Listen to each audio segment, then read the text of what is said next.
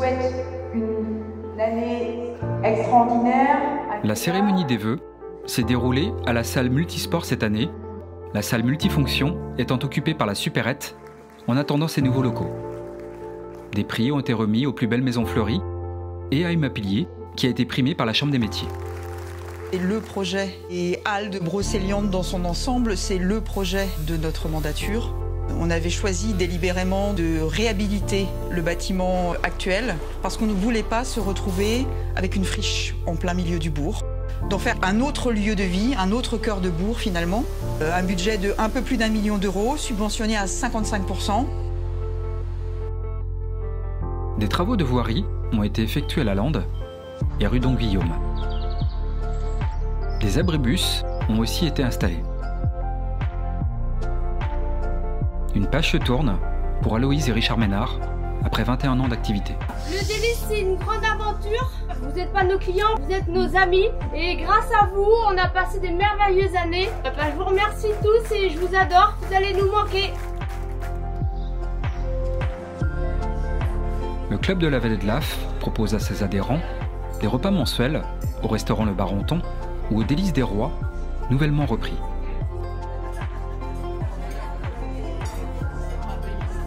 Une seconde campagne de lutte collective contre les frelons asiatiques a été lancée. Si on veut s'inscrire dans le temps et avoir une pression importante sur le développement de ces frelons asiatiques, il faut pouvoir continuer le travail qu'on a commencé en 2023 et pouvoir le projeter en 2024. Le troisième vide-grenier de l'association des Chats Libres de Baignan a permis de collecter des fonds. Son objectif est de protéger les félins errants et de tenter de réguler leur prolifération.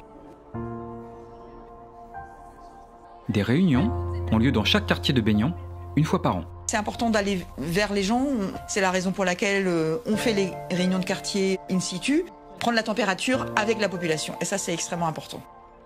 À l'approche des Jeux Olympiques, un événement nommé la Grande Randonnée vers Paris a mobilisé de nombreux marcheurs à travers la France.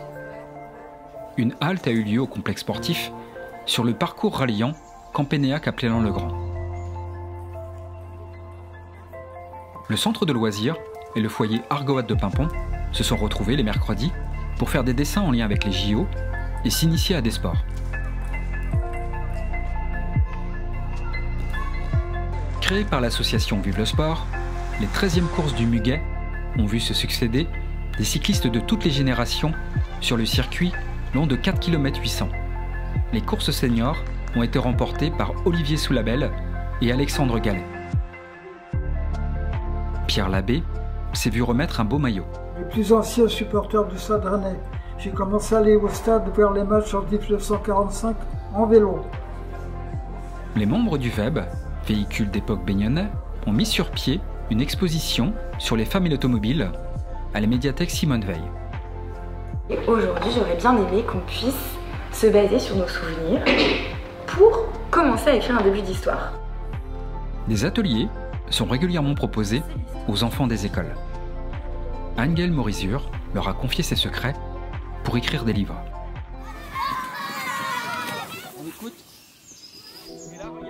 Chaque vendredi, Guylaine Hervé et Franck Adam font la classe en forêt aux élèves de maternelle de l'école Germaine Tillon. Et maintenant tu mets ton père et tu vas pouvoir. Les 140 enfants de toutes les classes ont une nouvelle fois confectionné leur costume de carnaval avec beaucoup d'imagination pour défiler dans les rues de Baignan.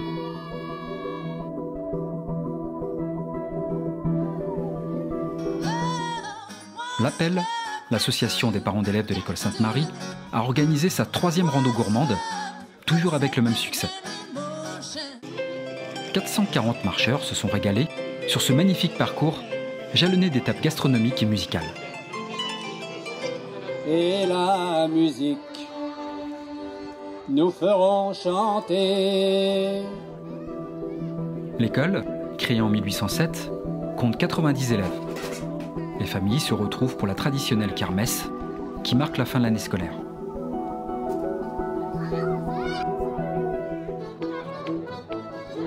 Le spectacle des enfants et les stands ludiques génèrent la même allégresse lors de la fête de l'école publique.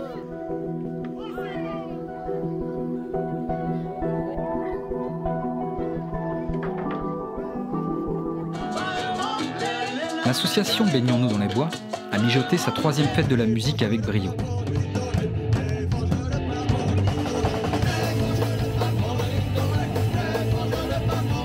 Les groupes ont mis une ambiance du tonnerre sur le terrain de Sainte-Reine.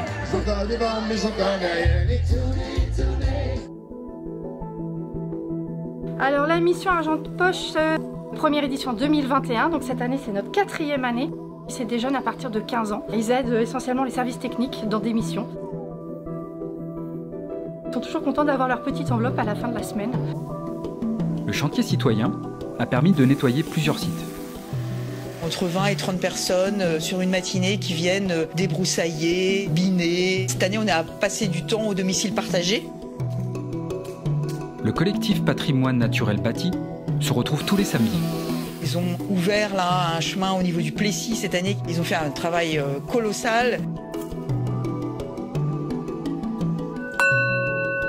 Le sentier a été inauguré lors d'une balade comptée par Jessica Moulinet, dit Petit Pas. Celles qui sont mauvais des pieds. On n'a pas trouvé peu de vie animale.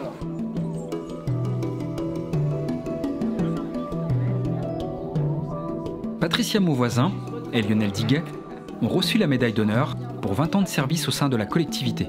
Ils étaient contents tous les deux et moi j'étais particulièrement fière et honorée de la leur remettre. Ils la méritent grandement. Anne Erigo a été ATSEM pendant plus de 20 ans à l'école publique. Un hommage lui a été rendu pour son départ à la retraite. Je terminerai en vous disant qu'être ATSEM, c'est un très beau métier. Chaque année, la cantine participe à la Semaine du goût. Les 170 enfants des 2 écoles ont pu apprécier des yaourts et des pains aux ingrédients différents. Les ados de l'espace jeune sont venus à la boulangerie L'amour est dans le pain pour préparer des hamburgers sous la houlette de Johan Garner. La vente a eu lieu le soir d'Halloween.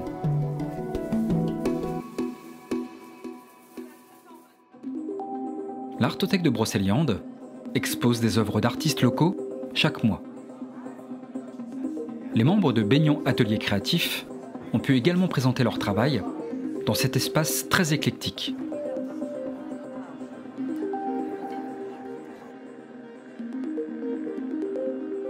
Une trentaine d'associations sont répertoriées sur la commune. Plusieurs disciplines sportives, présentes lors du forum, sont pratiquées au complexe sportif. Les mardis, un groupe du club de la Vallée de l'Af se retrouve pour marcher ou faire du sport avec Freddy Langlais. La Halle des Sports tourne à plein régime tout au long de l'année. En témoigne ce second tournoi de badminton et de tennis de table, conjointement organisé par l'Entente Pongiste et la VLS.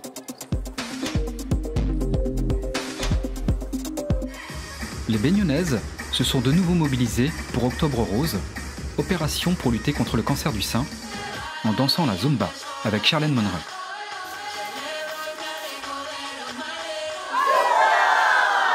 Les véhicules d'époque baignonnais sont à l'initiative de cette nouvelle édition du Téléthon. Sport, initiation à la danse bretonne, rencontre avec les rapaces d'Anne Frodegger. Tout ce que vous allez voir, c'est des idées des enfants. Nathalie et sa troupe ont présenté un petit spectacle qui ont ravi leurs parents.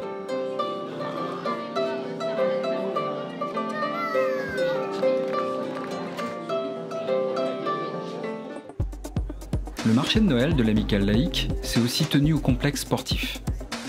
55 exposants ont fait étalage de tous leurs talents.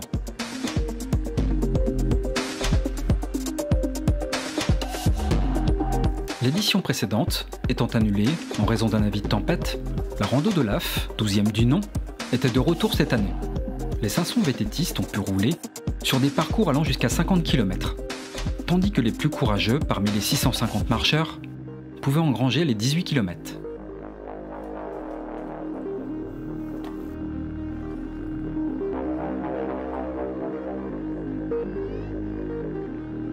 C'est suite en fait au feu de 2022.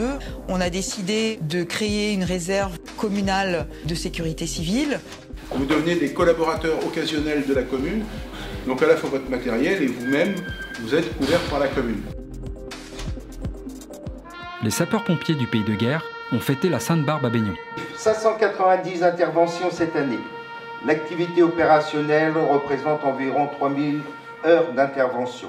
Nous sommes passés du soldat du feu et de la vie à soldat du climat. Vous êtes les sentinelles de notre quotidien. Le 11 novembre est la date anniversaire de la fin de la Première Guerre mondiale. Il rend hommage à l'ensemble de ceux qui sont morts pour la France, civils ou militaires, dans des conflits anciens ou en opérations extérieures récentes. À chaque cérémonie, des médailles sont remises à des anciens militaires baignonnais.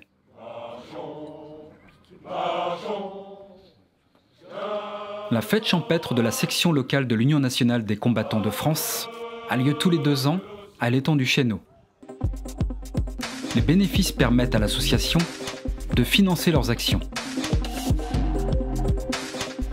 Il fallait que l'on révise notre PLU pour adopter les applications du schéma de cohérence territoriale et la loi climat et résilience. Les hameaux de Baignon ne sont plus constructibles. Le lotissement des Rosets continue de s'agrandir. L'entreprise Fenetrea qui a pour objectif de construire 41 maisons individuelles. La rue d'Alette à la Doute a été refaite. On en a profité pour refaire l'enrobé et y accoler une piste cyclable qui servira au passage du vélobus. L'entreprise Pompéi a terminé la toiture de la salle multifonction. Je crois que c'est l'année la plus dense de notre mandature. Le second terrain de foot est enfin opérationnel. On a aujourd'hui un beau jobline, 3 pistes différentes, 3 niveaux de pistes différents. En fait, l'État subventionnait ce genre d'équipement. La nouvelle supérette a peu à peu pris forme.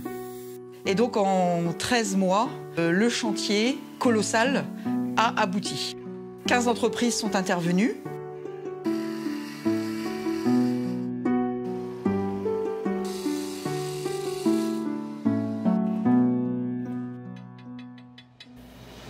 Une épicerie-boucherie qui sera tenue par Jérôme Danet, un coiffeur-barbier, Alexis Borde, et une esthéticienne, Perpétue Métella. La réception des travaux a eu lieu fin décembre.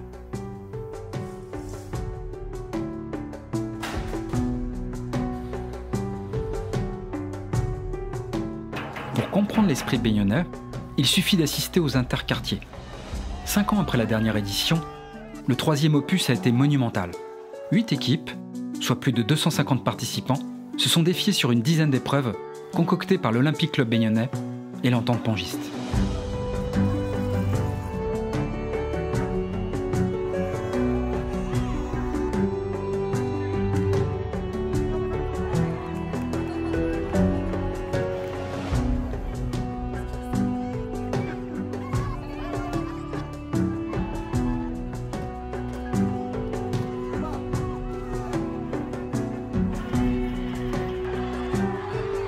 Le vainqueur de la 3e édition des interquartiers, le Baignant 1.